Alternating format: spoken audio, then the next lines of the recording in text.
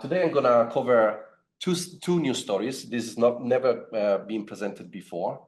And both of them will have the common denominator of this next generation type of culture systems that we in the company try to work to identify new tools that we can provide to the community and make basically everybody's life easier to perform the experiments and get the results faster and more reproducible.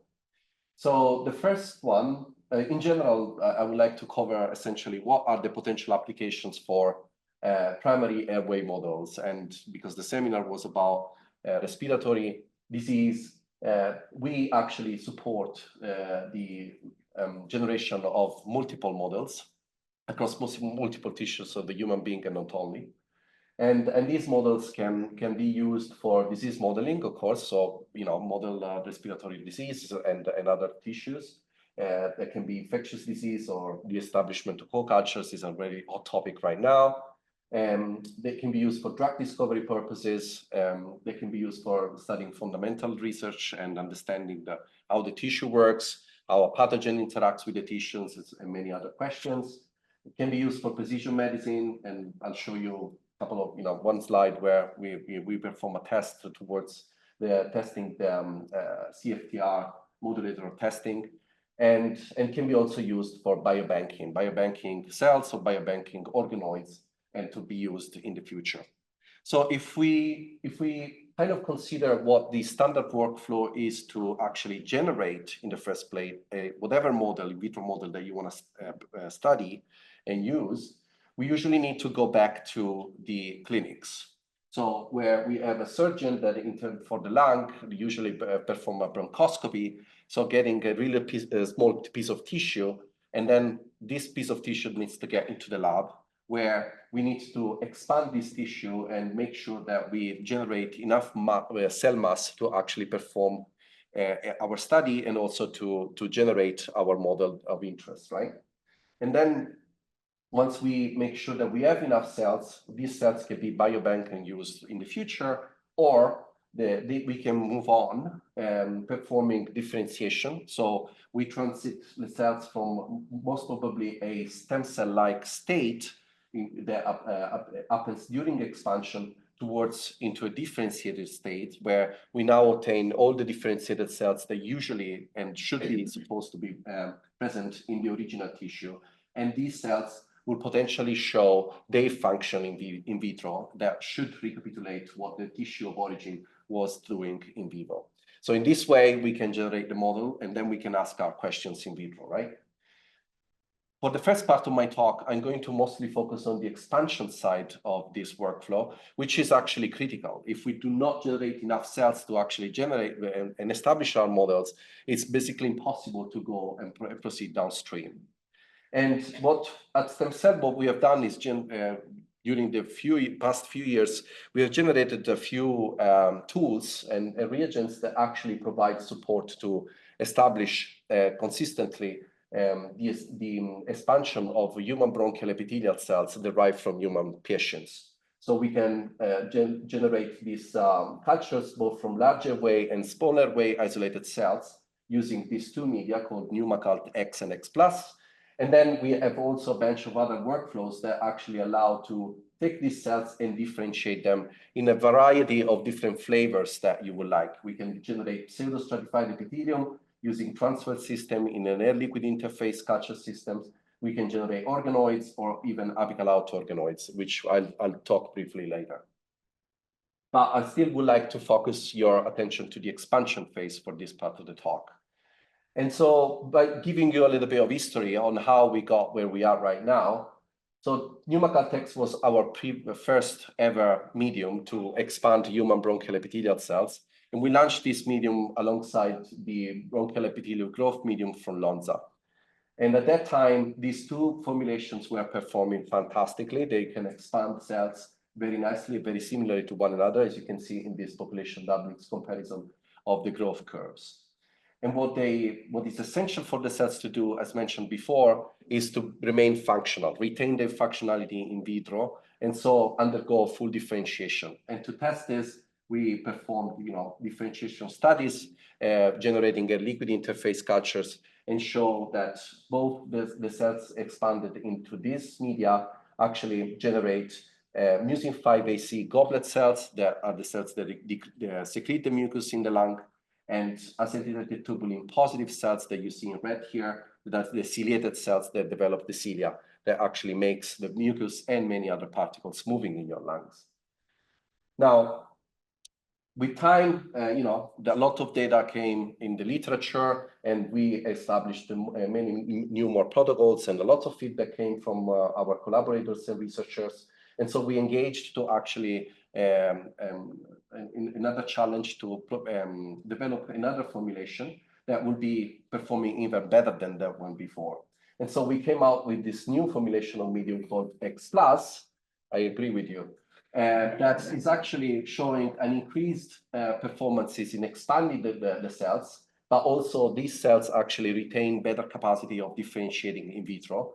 When we did the exact same differentiation assay, exposing these cells into an air liquid interface, we can maintain the cells differentiating up to P8, passage 8, so longer functionality of these cells in the in vitro system, which is critical because we want to have the time to actually expand the cells as much as we can, but also use them for whatever purpose we have. Functionally speaking, we look at the generation of a barrier function of these cells by measuring TEER measurements. TEER stands for transit epithelial electrical resistance. They measure basically how strong the barrier, the junctions are formed by the epithelial cells. And as you can see, the cells that are actually expanded into a new X+ medium actually are showing a much better barrier values compared to the previous two. And again, these barriers are actually seems to kind of decrease their values going towards a higher number of passages, such as P6 to P8. They also show very functional, very highly functionality in ion transport activities, where we test whether the cells are actually opening and closing their ion channels, especially the ENaC and the CFTR channel by the UC channel.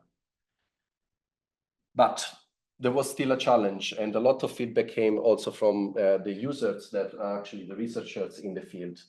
And the feedback was that essentially, the experience we were having is that we can have only a limited amount of passages that we can retain this functionality of the cells and we can expand them, only 8 passages. And everybody knows that past passage 5, the cells really struggle to actually differentiate properly and form these liquid interface type of monolayers that are not really beautifully looking.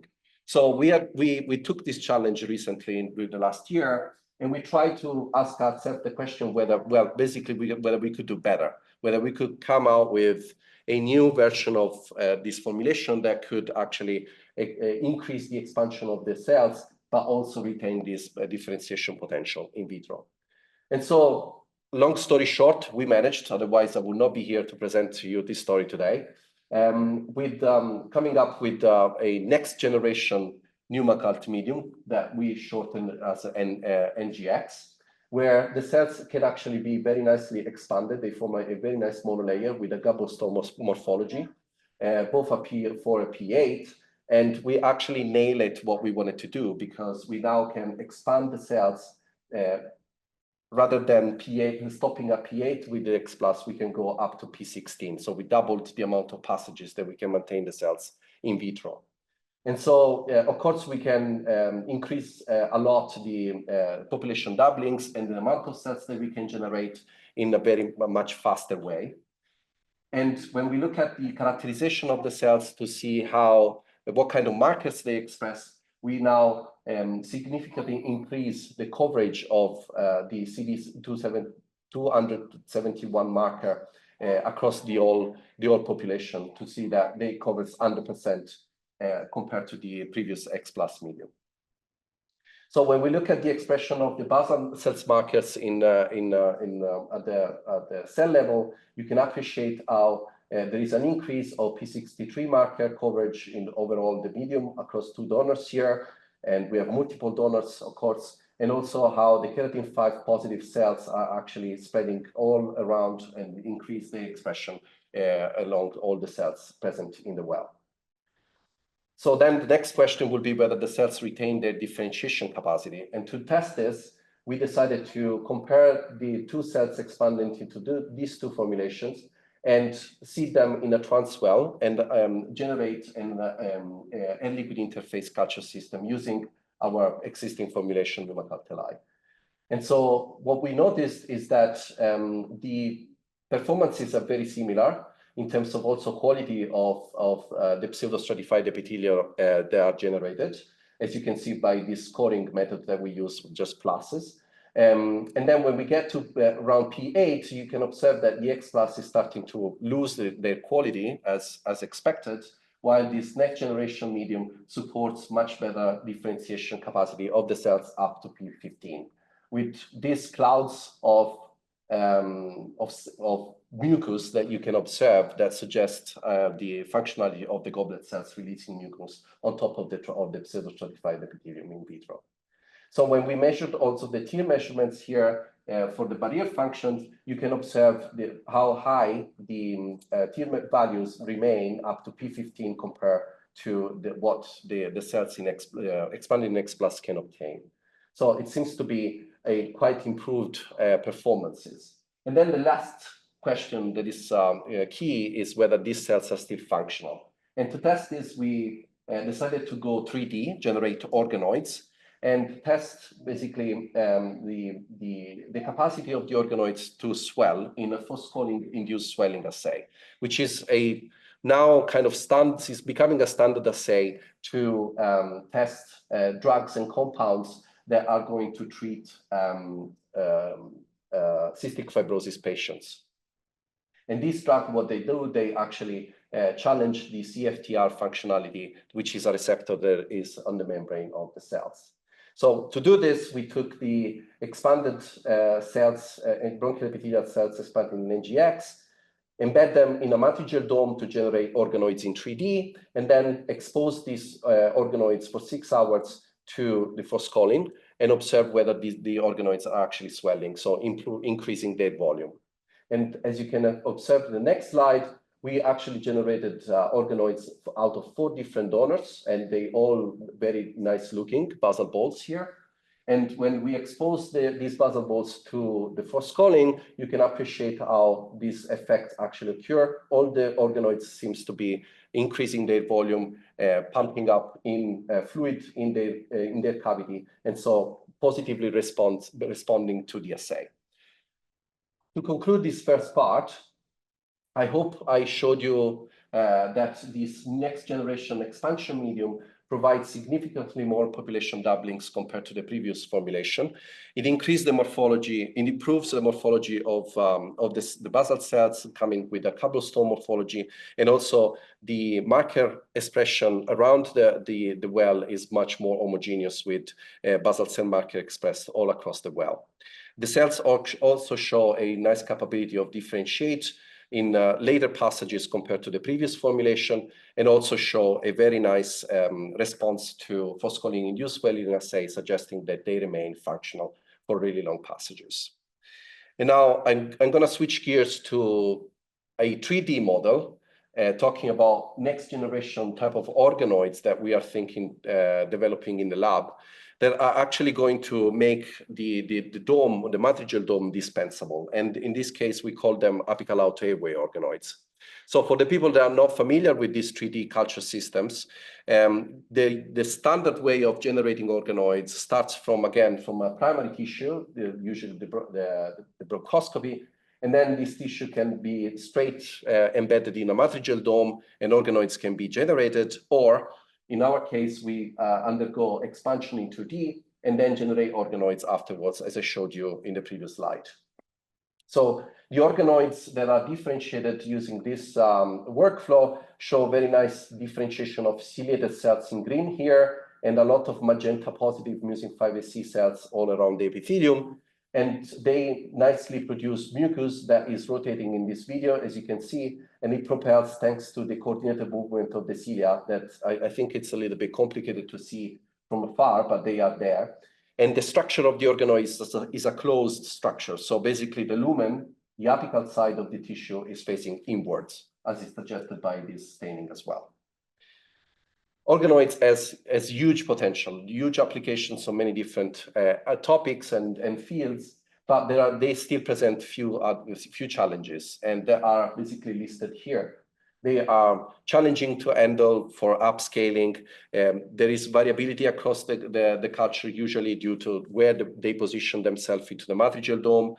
It's complicated for imaging, automation is a challenge, and they are always need to be cultured in an undefined ECM matrigel, and they always, or by the structure that I just mentioned, they are a closed system with the apical side of the epithelium is enclosed. So to actually overcome this, some of these challenges, we are, in a few weeks, we are going to launch some new bioengineering solutions in which we thought to essentially redesign the well of the plate, introducing some steps in order to, the principle is to invert the concept of the dome upside down, so that when you seed the fragments of organoids, you can see them as a layer now, and so they are going to be better distributed around the surface of this smaller well at the bottom. And so the imaging and the access to the nutrients of the organoids is going to be more redistributed and homogeneous, and going to impact on the less variability that you're going to get into the culture system. However, there are still these two challenges that we have not faced, or we have not resolved using these bioengineering solutions. So to actually overcome the use of ECM proteins and hydrogels and expose the apical side of the tissue, a couple of years ago, George, scientist in my team, developed a workflow that allows the expansion of the bronchial epithelial cells in 2D here, and then he can force the aggregation of these cells using a macro-pattern plate called agrowell that contains microwells that you can appreciate here, where the cells form these aggregates, and then after a week, we can lift them up in suspension, and these aggregates remain distinct from one another. And this workflow actually introduces this novelty of avoiding these aggregates to fuse, something that we have seen happening from using other approaches that have been published in the meantime. And in 15 days, which is a quite shorter amount of time compared to the air-liquid interface culture systems, you can appreciate the generation of nicely looking, eclectic, I would say, organoids that are floating around into the plate and into the culture medium. So they present this really distinct movement of cilia, and they spin around thanks to the coordinated movement of these cilia. So long story short, all of this is all published. We noticed that these organoids are very homogeneous and reproducible in size. They are easily scalable. In terms of studying respiratory disease, they can be used to actually study infections disease, such as multiple viruses that we have used. And we have also tested them in drug testing, exposing to antiviral drugs we can rescue and inhibit the replication of the virus in vitro. But when we go down and into the details of understanding the cellular composition of these organoids, we found that they are mostly composed of keratin 5 positive basal cells and acetylated tubulin positive ciliated cells. So we were missing another key component, cellular component of the tissue, which is actually the secretory cells characterized by the expression of mucin 5AC. So we went back to the lab, because we could not stand to actually have a model that was incomplete. And we asked the fundamental question whether we could increase the cellular complexity and get closer to be physiologically relevant in a completely ECM-free environment. So what George did, went back to the literature. This is what we usually do, and everybody does, I guess.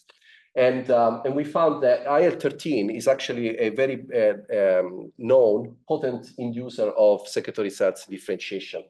And this had a direct effect of IL-13 concentrations to the amount of goblet cells that we can differentiate in air-like cultures. So what George did was to take his workflow and then add IL-13 to the workflow and the medium that he was using. And then you observe that actually the addition of IL-13 has a detrimental effect of the organoid efficiency generation. You can see that it drops from 600 about to 500 organoids per well. And not only this, it's actually also affecting the morphology of the organoids, but we are managing to get mucin 5AC positive cells at the expense of acetylated tubulin ciliated cells. So this was not optimal because we wanted to have all the cell types together in the same model. To exclude any potential that other formulations already available in our pocket could work to suffice and to address this question, we also tested new Macalke-Lai formulation that I showed you before, that we used for the pseudo-stratified epithelium generation, and we added IL-13 to this medium, and what we saw is actually that this is even worse effect. We can generate really limited amount of organoids, and the marker expression is completely lost, so it's not defined. So we needed to go back to the lab and address what to do with this, right? So long story short, he managed to find out that he needs to use his original medium and protocol as it was for the first week of the cultures, and then he makes sure to actually find a new formulation that we now called supplement S, and this is why we add this little s here that stands for secretory, that actually allows to induce the secretory cells in this model system without affecting the organoid efficiency generation. As you can look at this, the number of organoids that we can now obtain is very comparable to the previous model, and their morphology is beautiful as it was before. To make sure that this new workflow will be compatible with the IL-13 from addition, which could be of interest for some of the researchers because the addition of IL-13 can simulate the induction of an asthma environment in vitro. He also wanted to test whether the addition of IL-13 could be compatible with this new addition of this supplement, and it does. The organoids look beautiful, and again, we can obtain a large number of organoids comparable to what we observed in the other systems. When we dig into the characterization of the organoids, however, we saw very interesting things. So as you can appreciate here, this is the ciliated cell percentages that he can count into the model.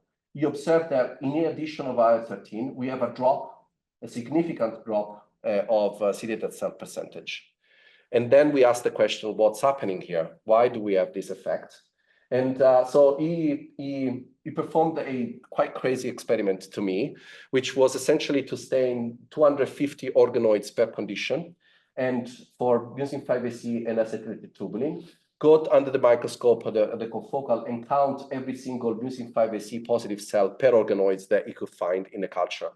And here is the quantification of this experiment. And we noticed that while the original protocol for donor 1 and donor 2 is actually giving mostly organoids that contain 0 goblet cells, when we add the secretory supplement only, we obtain half percentage of the population that's actually inducing at least 1 mucin 5AC positive cell. And then when we add to this the IL-13, then we increase this population to 75% as an average, suggesting that IL-13 is really enriching the differentiation of secretory cells into the model, and the model is responsive. So, but still, the use of the secretory supplement is actually maintaining a more homeostatic environment and still giving the differentiation of the goblet cell that is needed to actually be close to physiologically relevant levels. So we tested this in a functional assay in collaboration with the lab in Switzerland, Caroline Taparel, and we addressed the question whether both the original apical-out airway organoids and these organoids with secretory cells are still suitable and sensitive to viral infections. And we compared this data with replication data that we obtained alongside the same infection happening on mucillar, which is essentially the pseudostratified epithelium in a liquid interface. And as you can appreciate, we obtained very similar trends across the 3 different models, suggesting that really these apical-out organoids could be useful on an optional tool to actually address the viral infections in vitro. So to conclude this second part of the talk, we are going to soon launch for the market this secretory medium that allows the efficient generation of apical-out organoids with a higher complexity, introduces the secretory cells that we were missing in the previous version, IL-13 is still compatible with this, and can be used if people are interested in inducing a disease-like background. And it's evident how this IL-13 addition is actually pushing towards the secretory cell differentiation.